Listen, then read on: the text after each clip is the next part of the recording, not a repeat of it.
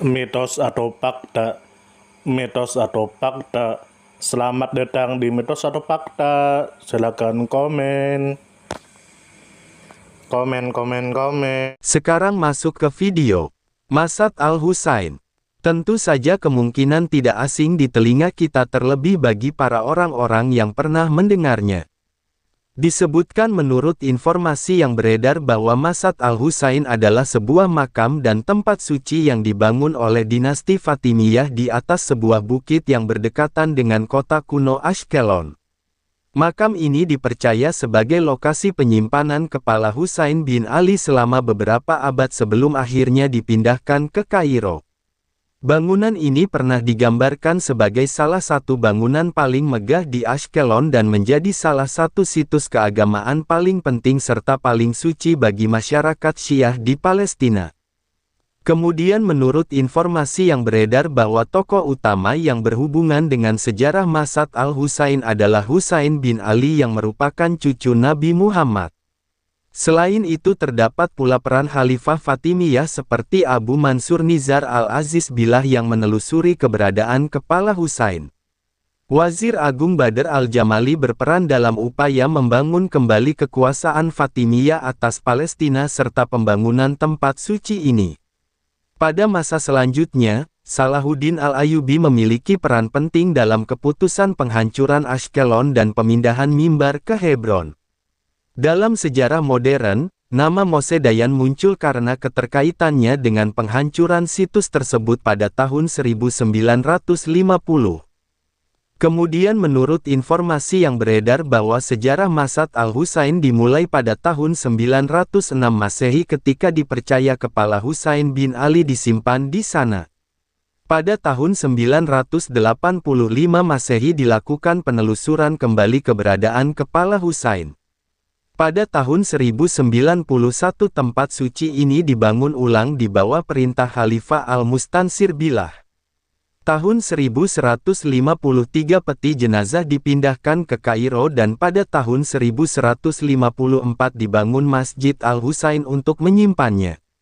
Pada tahun 1187 Salahuddin Al-Ayyubi merebut kembali Yerusalem dan pada tahun 1191 memutuskan untuk menghancurkan kota Ashkelon. Pada masa mandat Inggris situs ini digambarkan masih berupa sisa bangunan. Pada tahun 1950 situs ini dihancurkan oleh tentara Israel. Setelah itu di atas lahan yang sama dibangun rumah sakit Barzilai. Kemudian menurut informasi yang beredar bahwa lokasi Masad Al-Husain berada di atas bukit dekat kota kuno Ashkelon, Palestina. Pada masa modern lokasi ini dikaitkan dengan wilayah Al-Jura yang terletak di samping reruntuhan benteng Ashkelon. Saat ini lokasi tersebut berada di dalam lahan pusat medis Barzilai di Israel.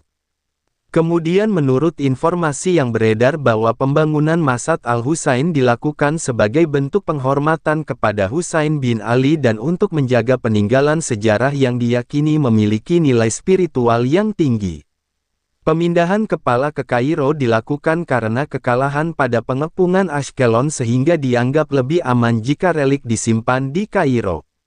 Penghancuran situs ini pada masa modern dilakukan sebagai bagian dari kebijakan politik Israel pada tahun 1950-an untuk menghapus jejak sejarah Islam serta mengurangi ikatan identitas warga Palestina dengan wilayah tersebut. Kemudian menurut informasi yang beredar bahwa menurut catatan sejarah, kepala Husain bin Ali dipindahkan secara diam-diam dari Damaskus ke Ashkelon oleh dinasti Abbasiyah sebelum akhirnya ditemukan kembali oleh dinasti Fatimiyah. Setelah itu dibangunlah masjid dan tempat suci besar yang megah. Ketika Ashkelon jatuh pada tahun 1153, kepala tersebut dipindahkan ke Kairo dan kemudian Masjid Al-Husain didirikan untuk menyimpannya. Pada masa Salahuddin Al-Ayyubi, kota Ashkelon dihancurkan agar tidak jatuh ke tangan tentara salib, tetapi mimbar yang dibuat untuk tempat suci tersebut dipindahkan ke Hebron dan bertahan hingga kini. Pada abad ke-20 situs ini dihancurkan dan berubah menjadi bagian dari kompleks rumah sakit Barzilai. Namun komunitas Dawoodi Bohra dari India dan Pakistan tetap melestarikan ingatan akan tempat tersebut dengan membangun mimbar marmer dan tetap mengunjungi Ashkelon. Dari sudut pandang sejarah Islam, Masjid Al-Husain memiliki nilai yang sangat besar karena berkaitan dengan Husain bin Ali yang wafat dalam peristiwa Karbala. Peninggalan sejarah ini menunjukkan betapa kuatnya tradisi penghormatan terhadap figur Husain di kalangan Syiah, khususnya pada masa dinasti Fatimiyah. Dari sisi arsitektur, bangunan ini pernah digambarkan sebagai salah satu bangunan paling megah di Ashkelon dengan keberadaan mimbar indah yang hingga saat ini masih tersisa di Masjid Ibrahimi di Hebron. Dari sudut pandang politik dan sosial, keberadaan Masjid Al-Husain memperlihatkan bagaimana situs suci seringkali menjadi bagian dari konflik kekuasaan. Pemindahan kepala ke Kairo memperlihatkan strategi keamanan dan juga peneguhan legitimasi politik dinasti Fatimiyah. Pada masa modern, penghancuran situs tersebut memperlihatkan kebijakan yang berusaha menghapus jejak sejarah dan identitas warga Palestina. Dari sudut pandang budaya dan spiritual, situs ini menjadi tempat ziarah bukan hanya bagi kalangan Syiah tetapi juga bagi kalangan Sunni Palestina.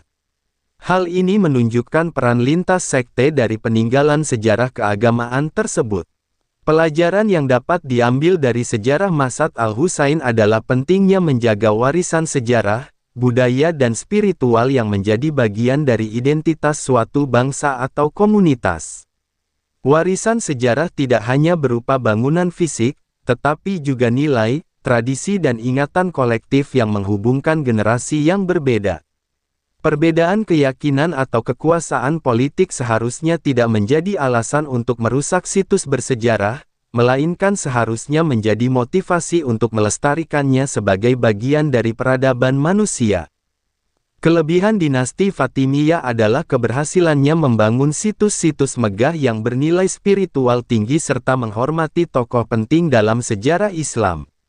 Kekurangannya adalah adanya persaingan dengan dinasti lain seperti Abbasiyah yang memicu perpindahan relik secara diam-diam dan memunculkan konflik berkepanjangan. Salahuddin Al-Ayyubi memiliki kelebihan berupa kecerdasan strategi militer serta kepedulian terhadap keamanan wilayah, tetapi kekurangannya adalah keputusan menghancurkan kota Ashkelon membuat sebagian peninggalan sejarah hilang selamanya. Saran yang dapat diambil dari kisah ini adalah perlunya upaya bersama antara masyarakat, pemimpin politik dan komunitas internasional untuk menjaga situs bersejarah dan keagamaan agar dapat diwariskan kepada generasi mendatang tanpa merusaknya. Sumber referensi Google Chrome dan ChatGPT. Gimana menurut Anda semua? Apakah itu mitos atau fakta? Jika mitos, silakan tulis di kolom komentar. Dan jika fakta, silakan tulis di kolom komentar. Karena kita tahu bahwasanya mitos itu adalah cerita yang dipercaya sebagai hasil imajinasi dan kebenarannya tidak dapat dibuktikan. Sedangkan fakta adalah suatu peristiwa atau keadaan yang benar-benar terjadi dan dapat dibuktikan. Nah, jadi bagaimana menurut Anda semua? Apakah ini mitos atau fakta? Silakan tulis di kolom komentar.